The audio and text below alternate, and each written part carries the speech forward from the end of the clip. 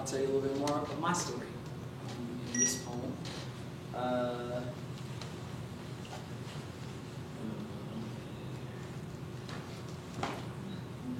Yeah. I lost a child through a miscarriage at nearly 5 months. And I've been married for 11 years now. My wife and I were not trying when we got pregnant. And so it was a surprise. Surprise and shock of being a new parent came to an abrupt end at nearly 5 months. And so that was a surprising and shocking thing too.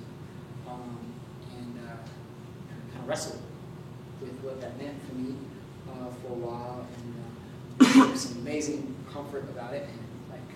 And while I'm sure that I'm not the only person in this room that's probably gone through that experience, lost a child, and I can't say for each person what that experience looked like for you. Sometimes what's interesting is rather than people just wanting to hear your story and listen to you, we get uncomfortable with other people being uncomfortable and in distress. And because we can't handle it, we want them to feel better, right? Do better.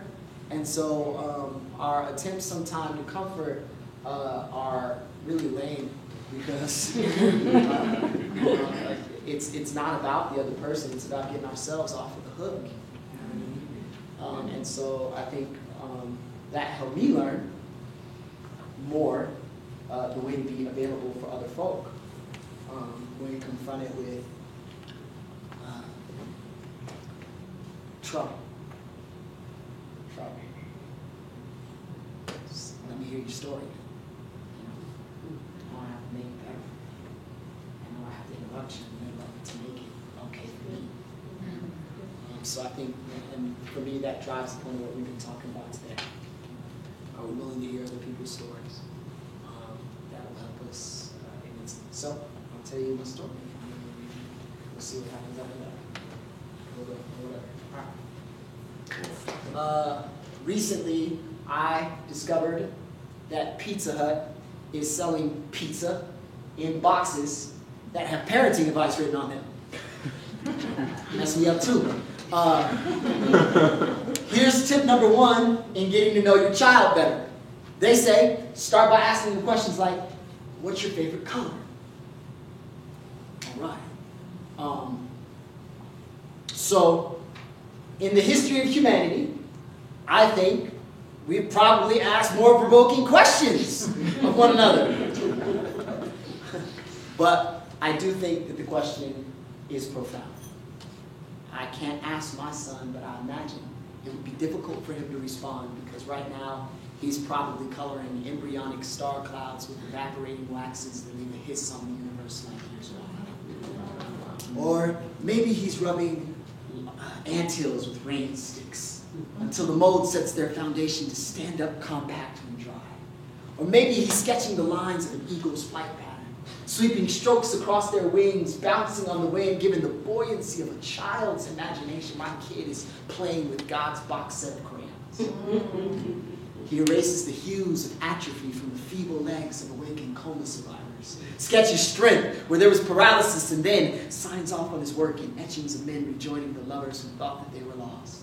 He outlines the faces of disabled learners in bold glosses of radiant success under the rhythm of Dr. Seuss lines. And on my most merciful days, he colors himself into my awareness. There seem to be a lot of us lately. He must be a busy boy. And Daddy needs that. Because too often I remember the inside of an emergency room about as stable as this economy. And the nurse who told my wife and I we couldn't touch his miscarried body. Stop, she said.